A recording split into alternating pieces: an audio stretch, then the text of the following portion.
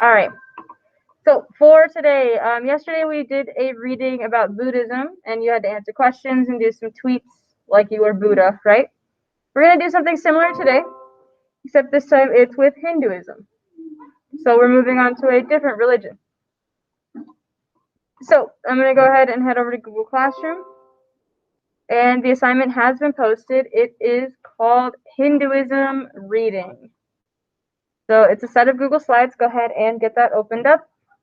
I'll give you guys a couple of minutes. Just kind of get that opened up. Get it zoomed in.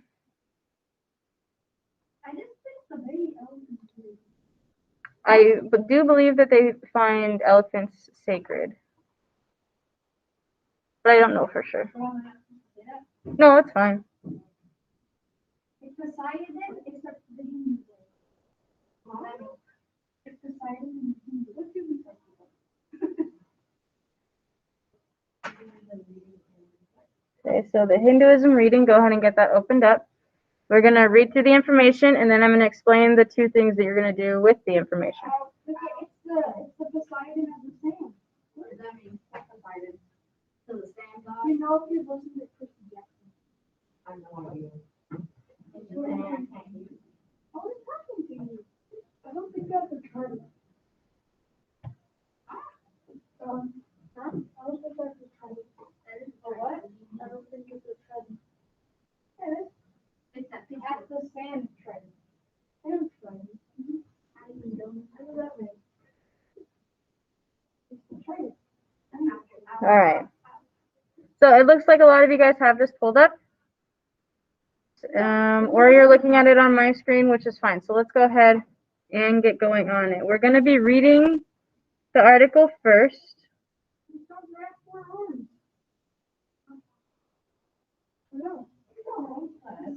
Yeah, they do. I don't know. There's a lot of religious symbolism in those figures, but I don't know it. So I'm going to go ahead and start reading this to you guys. So we'll start with reading it, and then I'll explain the activities. So, Alex, do you need to go sit in the hall? Because I'm tired of you talking over me. Thank you. This picture right here that Dallin keeps talking about is one of the Hindu gods, Shiva. And they imagine their gods to not look just like humans, right? So 4 arms, different aspects of humans, exaggerated. It might be Shiva, yeah. So it says, Hinduism today is the 3rd largest world religion behind Christianity and Islam. It is practiced by an estimated 15% of the world's population, which amounts to over 1 billion Hindus across the globe. In South Asia countries like India and Nepal, 80% of citizens follow Hinduism. However, in most Western countries, populations are smaller. For example, 5% of Americans and 1.5% of Canadians are Hindu. Hinduism is a religion with a rich history closely tied to the story of people of modern-day India. Yes, Charlie? What about the one where private picture? Like the private? This right here? No, above that. Above it. What about it? Oh, that goes to the next, like you go down first and then up and down. Yeah. So our next section, the roots of Hinduism. Yes, Yoshi. Okay. Roots of Hinduism. Hinduism traces to the ancient civilization of the Indus River Valley, which is in India, where archaeologists have discovered nearly 4,000-year-old evidence of Hindu religious practice. Around 1500 BCE, a warrior culture from the west, the Aryans, conquered this ancient civilization, which began the era's Vedic age.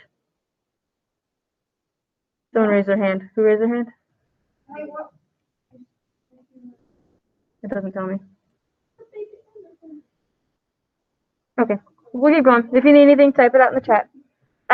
During this time, the Aryan and Indus cultures began to combine, as evidenced in the Hindu holy books known as the Vedas. And then back up to the top. Written in Sanskrit, the language of the Aryans. Oh, no worries, Alani. Do you need something, or are you good? I don't need anything, sorry. No worries. We'll just keep reading.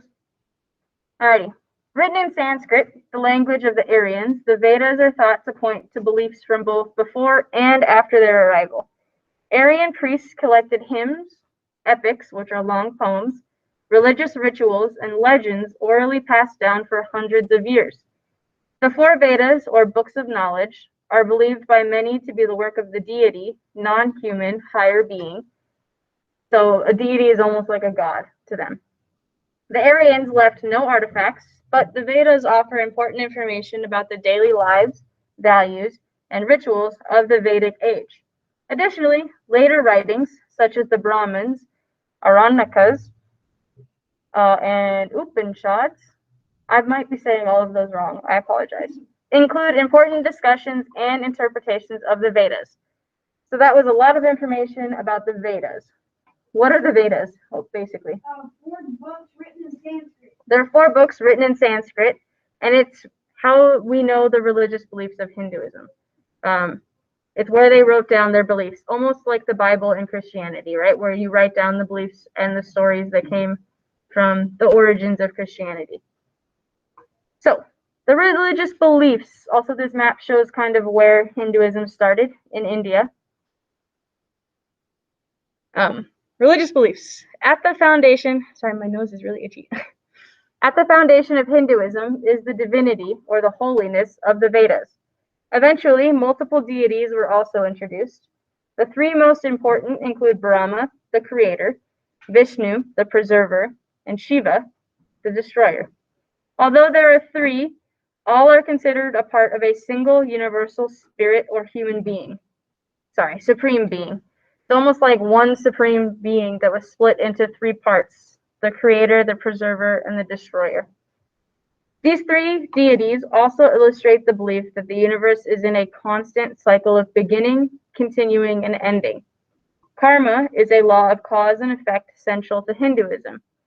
Through karma, next page, people create their own destiny through everyday actions, words, thoughts that help or hurt them in the future.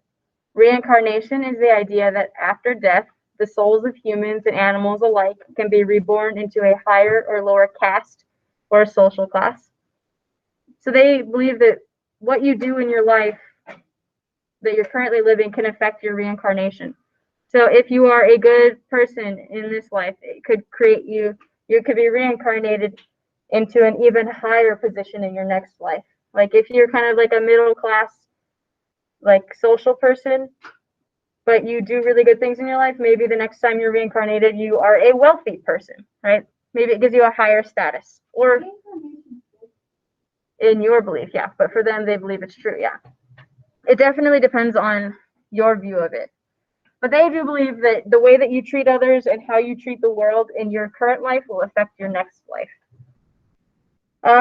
The cycle of death and rebirth can be broken when all of a person's karma has been purified or resolved through conduct, meditation, and other dharma, which is religious duties. Lastly, Hindus do not believe that any single world religion is the true and single path above others. All are seen as valid paths to salvation from our higher power. This picture right here is a mandala. Those of you in class, I guess in person too. Mandalas are like geometric things that are patterns. I actually have a tattoo of one on my arm, if you've seen it. Pretty sure you guys have. It's always been there. I've had it for years. Yeah. So mine's a little bit different than this, but yeah. Mandalas are pretty cool. I enjoy them a lot. Religious practice. Hindus have many practices in common with other faiths, but some are unique. Upasana, or worship, includes rituals, chants, and other studies performed most often at a shrine within their own home. Hindus participate in holy festivals or days known as Ustava. Often involving a community temple, followers may celebrate, fast, or worship. What does it mean to fast? Eat. Good. Fasting is not eating for a while. Yeah. Like the beginning of the month that well, we don't have to, but we're supposed to fast on the first Sunday of the month. Yeah. A lot of religions use fasting as a practice. that helps you get more in touch with like you and your body and things like that. Let's keep going. In addition to celebrating holy days, Hindus also observe samskara, or the rites of passage, which include events like birth, naming, marriage, and death. As indicated earlier, dharma is the act of living life of selflessness, respect, and good conduct. Clearing karma is achieved through these actions and a commitment to never injuring other beings physically or mentally. In addition, Hindus are encouraged to perform a yearly pilgrimage. I'm not going to say this correctly. The Tirthayatra, but a religious pilgrimage means like going somewhere. It's a religious mission. You go to places, temples, or sometimes you go meet holy people. These pilgrimages disconnect from the world and focus on God and the important religious teachings. And up at the top, our last paragraph here, the influence on Western culture. So Western culture are things like the United States, Europe, Canada. So Hinduism continues to spread throughout the world. The 1870s marked the modern resurgence or the return of its popularity in India. Ramakrishna's teachings helped followers to see that Hinduism and Western culture / religions could complement each other. Numerous political movements used the Hindu nonviolent protest teachings of Muhammad Gandhi, well, that's not how you say his name, Mohandas Gandhi, to effect social change, including civil rights campaigns of Martin Luther King Jr. Hinduism later was planted firmly in global popular culture when the transcendental meditation movement of Mahesh Yogi founded a well-known group of followers, the British pop band known as the Beatles. Today, elements of Hinduism ranging from meditation to yoga permeate culture and religion outside of traditional Hinduism. So there's a lot of little things that have been taken from the Hinduism culture and religion and made its way into practices of people in the United States, Europe, Canada.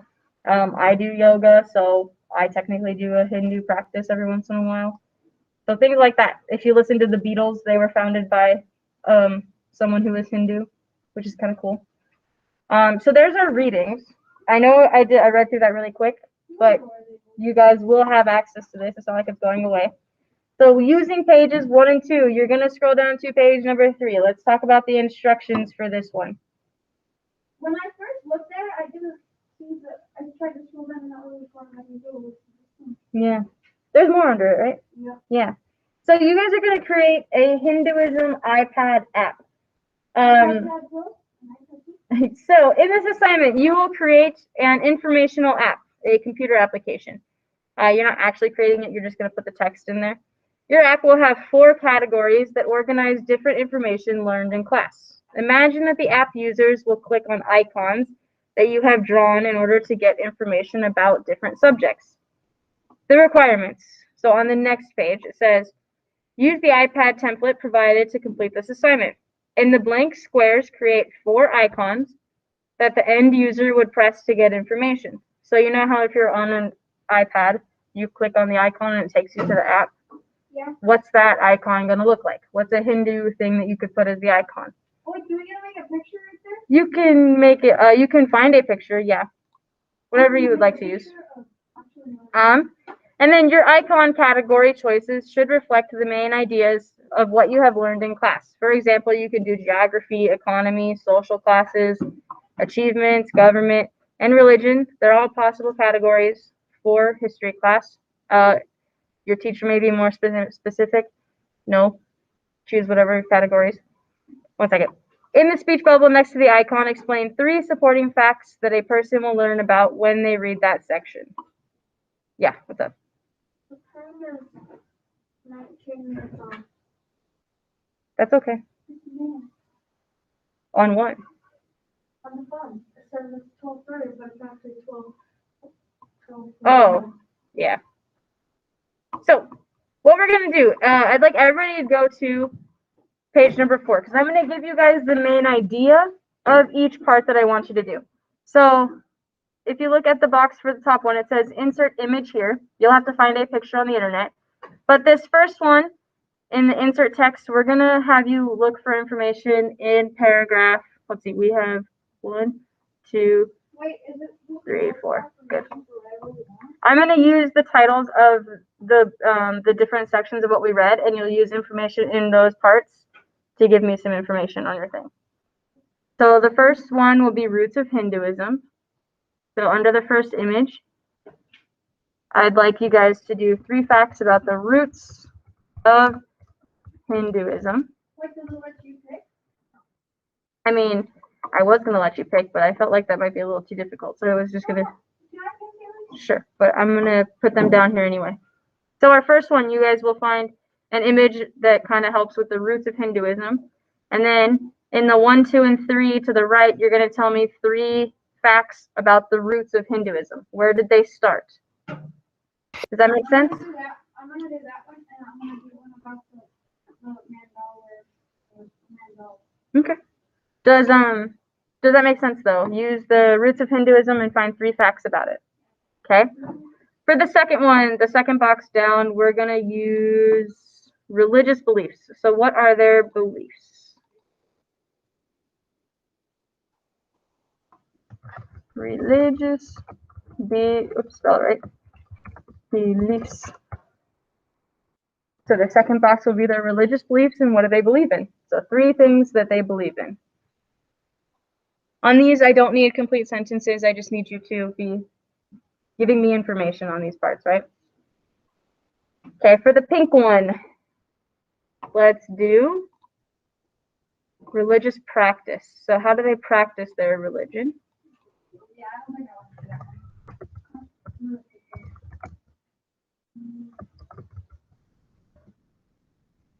Can I do the Hindu god Shiva? Sure. So religious practice and 3 facts about their religious practice.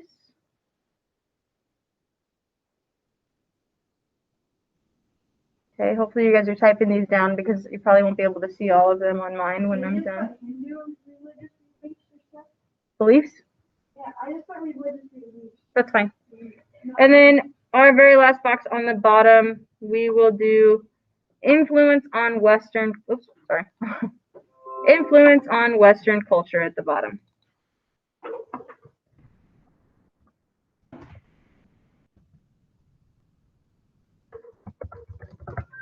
So those are the 4 sections of the reading.